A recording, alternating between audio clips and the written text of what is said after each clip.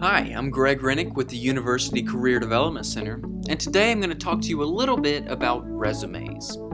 So first of all, what is a resume? Well, it's a one-page summary of you, your education, your experience, and your skills. And it's a way to show a potential employer your key qualifications. So why do you need a resume? Well, it's a way to get your name and information in the hands of employers, and the primary purpose of a resume is to get you an interview, because a great resume plus a great interview equals a great candidate for any job. So what do you put on a resume? Well, there's 5 main sections. There's your contact information, your objective, your education, your experience, and your awards and activities. So let's break it down section by section.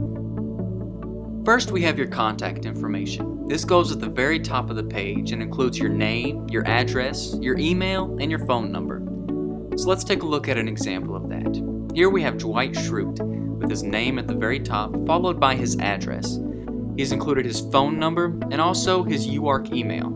Use a professional email that includes your name. And if you're sending out resumes, be sure to check your email often. Things you do not want to include in this section are any demographic data or identification information, such as your age, your gender, or your race. Don't include your social security number, and don't include a picture of yourself. Keep it simple and include only the essentials.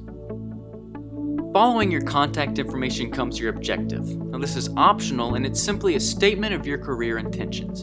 And although it's not required on a resume, it is helpful because it shows an employer your interests, and it can also tell a receptionist where to forward your resume.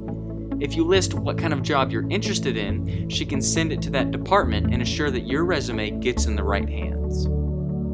So let's look at Dwight's objective. To obtain an entry-level management position with Walmart. It lists what type of job he's interested in, it lists the company name, it's short, it's simple, and it gets the job done.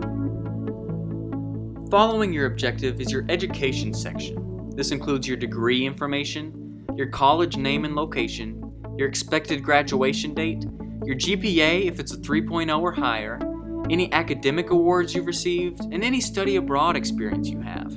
So let's take a look at an example of an education section. Here Dwight's included his degree information, a Bachelor of Science in Business and a minor in Italian, his school information, the University of Arkansas in Fayetteville, Arkansas, his expected graduation date, May 2010, his academic awards, here he made the Dean's List Fall 2007 and Spring 2008, and he listed his GPA. Dwight also studied abroad, and he's indicated that by listing the name of the institution, where it was and when he studied there, and a brief description of what he was involved in. Now for some general tips for your education section, do not include any high school information. That includes both the name of your high school and your high school GPA. And also be honest. Don't lie about making the Dean's List and round your GPA appropriately. Next comes your experience section. Now it's important to note this is not limited to paid working positions. It does include work experience, but it can also include internships, research, volunteer, and leadership experience. So let's take a look at what an experience section looks like. On the top line, you want to list the essentials: your position, the company, where that company is located, and when you worked there. So for example, programming supervisor with Camp Anawana in Hope, Arkansas, summer 2007.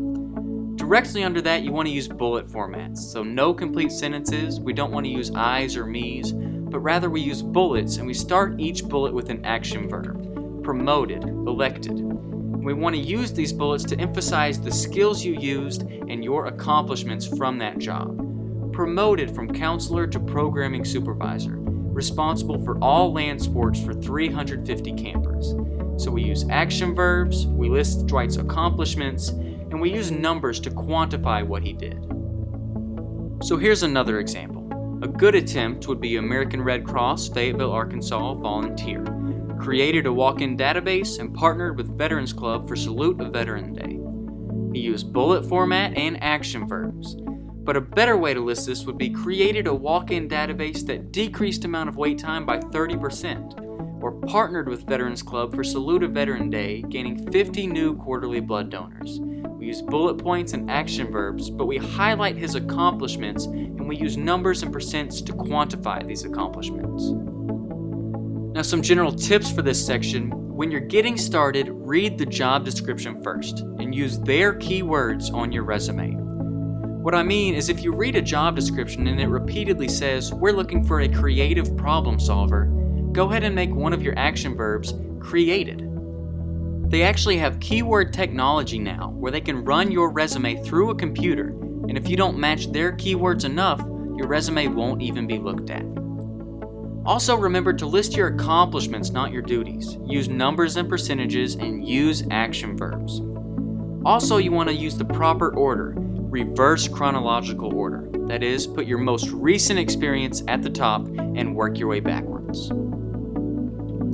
For your final section, there are numerous headers to choose from: leadership experience, honors and awards, community activities, research projects, or language and computer skills. You just want to tailor this section to show yourself off. What I mean is, if you've received numerous honors and awards, but you don't have very much community service experience, label this section Honors and Awards. Here, Dwight has chosen awards and activities to highlight himself the best. And again, we use bullet format, and this section is simply a list of things you've been involved in. American Cancer Society Relay for Life participant, intramural bowling, flag football, and soccer, 2006 to 2008. This is just a list of activities to highlight yourself and show that you're well-rounded. Now, some general resume tips. Keep in mind that your resume will only be looked at for 15 to 60 seconds.